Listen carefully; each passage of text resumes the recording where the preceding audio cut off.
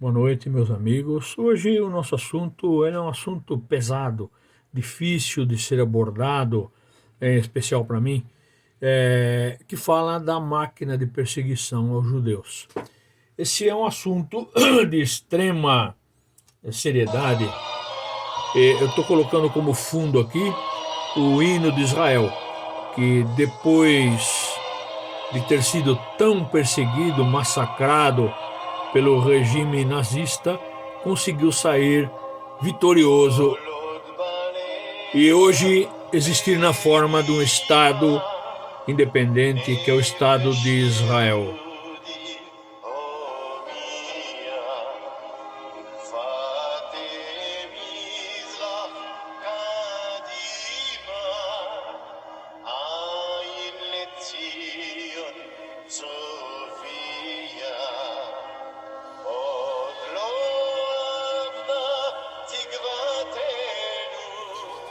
Fala da esperança de um dia ter a sua pátria e ver o fim do sofrimento.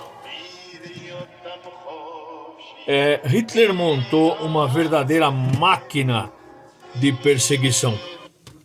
Essa máquina de perseguição trouxe sofrimento não só para os judeus, mas para ciganos, para homossexuais, para testemunhas de Jeová, para cerca de 30 mil negros, ninguém menciona isso, que viviam na Alemanha nessa ocasião. E tudo isso foi cultivado por uma ideia doentia, ariana, de que havia e há para eles, alguns ainda até hoje pensam assim, superioridade racial. O regime nazista e fascista ele não podia viver sem inimigos.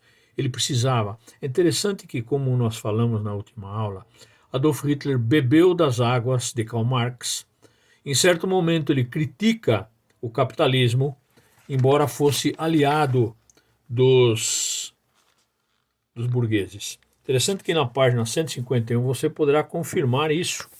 Ele começa criticando o capitalismo, mas defendia a propriedade privada, ao mesmo tempo fez alianças com capitalistas, e como você já sabe, era preciso culpar alguém.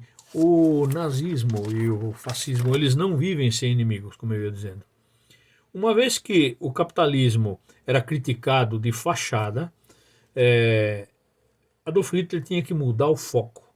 À medida que a sua máquina de destruição crescia, ele precisava ter novos inimigos. E essa ideia de demonizar é transferida para os judeus. A demonização dos judeus, dos ciganos, dos negros, dos homossexuais, fez com que se criasse, como eu disse, uma verdadeira máquina de perseguição. As pessoas eram identificadas, inicialmente ficavam em guetos e depois eram mandadas para campos de concentração, com caracterização para que pudessem ser identificados. Por exemplo, homossexuais usavam um triângulo rosa, testemunhas de Jeová usavam um triângulo roxo. Os comunistas, que num determinado momento passaram também a ser perseguidos por Hitler, e você já sabe o porquê disso, usavam um triângulo vermelho. Um triângulo preto era usado pelos ciganos, e os judeus usavam uma estrela de Davi amarela, como essa que você pode ver aqui, escrito judeu. A função disso era excluir, a função disso era humilhar, mas não parava aí. Essa máquina de destruição, que culmina por matar mais de 6 milhões de judeus, também perseguia doentes mentais, excluía essas pessoas, pessoas que tivessem deficiência de locomoção, e aqueles que tivessem características indesejáveis eram impedidos de se reproduzir, eles castravam as pessoas, tá? Imagina só. Perseguições, então, não faltaram em nome do arianismo. Guarde isso, arianismo é a ideologia de que há superioridade racial, essa ideologia determinista dos alemães do período nazista, davam conta de que os alemães eram superiores e o resto era resto, né? Você sabe que essa máquina de destruição, ela foi tão grande que praticamente todo o território alemão tinha filiais de campos de concentração, como você pode ver aqui na página de número 151, onde aparece duas dezenas de campos de concentração que depois viraram campos de extermínio. Eles começam primeiro como campo de trabalho forçado, né? E depois acabam como campo de extermínio. As pessoas eram mortas, fuziladas, outras vezes simplesmente colocadas em câmaras de gás ou mesmo em containers com gás injetado lá dentro, e depois os corpos eram simplesmente incinerados. Os nazistas culpavam os judeus pelo problema, e Adolf Hitler conseguiu fazer a cabeça das pessoas colocando uma ideia falsa, construída pela mídia da época, pela propaganda, jornais, rádios, né, revistas, filmes, de tal maneira que a própria população se incumbia de denunciar qualquer pessoa que fosse contra, não precisava ser judeu não, qualquer pessoa que não gostasse da ideologia nazista podia ser mandada para a prisão. E, dependendo do grau de gravidade da ação aos olhos dos nazistas, a pessoa podia ou não ser morta. Estudantes foram mortos assim, né? É uma coisa bárbara.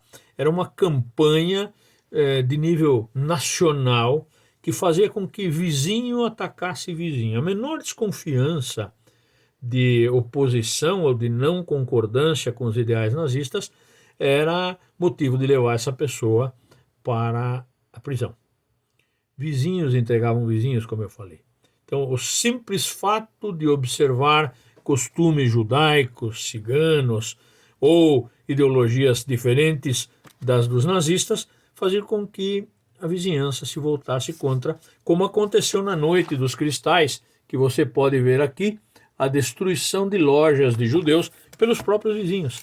A comunidade toda foi lá, me perdoem, a comunidade foi na região do comércio judaico, muitos judeus são comerciantes, mas há todo tipo de judeus, sapateiros, padeiros, então, mas as comunidades comerciais foram destruídas na Noite dos Cristais. Então, se alguém te perguntar o que foi a Noite dos Cristais, foi um momento de insanidade dos alemães contra os comerciantes judeus.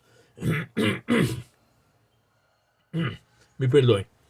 Outra coisa que você vai encontrar na página 153 é a intervenção do Estado nazista para superar a crise. Vocês sabem que o Hitler foi muito bem sucedido em superar a crise, mas ele tinha algumas armas secretas para convencer as pessoas. Uma delas era rememorar o ódio que foi deixado pelo Tratado de Versalhes, o rearmamento, que você também já estudou sobre isso, e um plano, o plano de obter a liderança mundial. Ele queria estabelecer um governo de 1000 anos. O objetivo era esse. E a população, obviamente, consentiu nisso. Estou ruim da garganta. Você vai encontrar na página 153 uma atividade, e você que é jovem, que é adolescente, se puder, leia o Diário de Anne Frank. É uma menina que foi imigrante, era alemã, mudou-se com a família para Amsterdã, eu estive na casa dela, o esconderijo, eu entrei no esconderijo onde eles estavam, e ela ficou ali durante um tempo, porque os judeus na Holanda tinham uma certa liberdade, até que os nazistas entraram. A Anne Frank teve que se esconder com a família, era a filha mais nova da família, e as proibições eram inúmeras. A única coisa que restou para eles, para não serem levados aos campos de concentração, foi ficar escondido. E o Diário de Anne Frank conta essa experiência trágica. Tá? Tem uma atividade que você deve fazer, está na página 153, e leia para poder entender essa situação que envolveu uma jovem como vocês, com 15, 16 anos. Tá? Mas tem uma coisa, nem todos os alemães apoiavam os nazistas. Alguns tiveram a coragem de contrariar. Teve um alemão corajoso, casado com uma judia, mas alemão, August Landmesser. Se você olhar a figura da página 154, você vai ver que está todo mundo com os braços estendidos. Mas observe bem esse círculo aí. Tem alguém ali que não está. É esse August.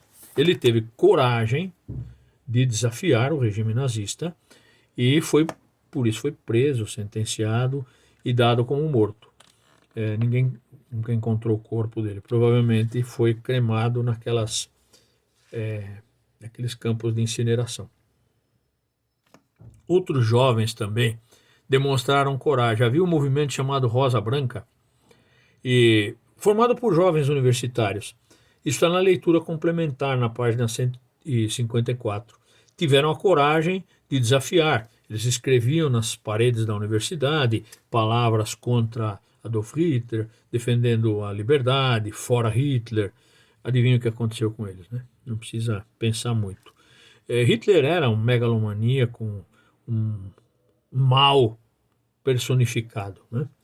E esses jovens tinham que fazer alguma coisa. O fim deles, você sabe qual foi. Temos também um exemplo que eu falei na última aula, de um burguês industrial do bem, chamado Oskar Schindler. Tem um filme, A Lista de Schindler, né? Conseguiu salvar mais de 1000 judeus. E é muito legal você assistir esse filme, se puder, para poder avaliar que nem todos os alemães concordavam com essa barbárie perpetrada por Adolf Hitler.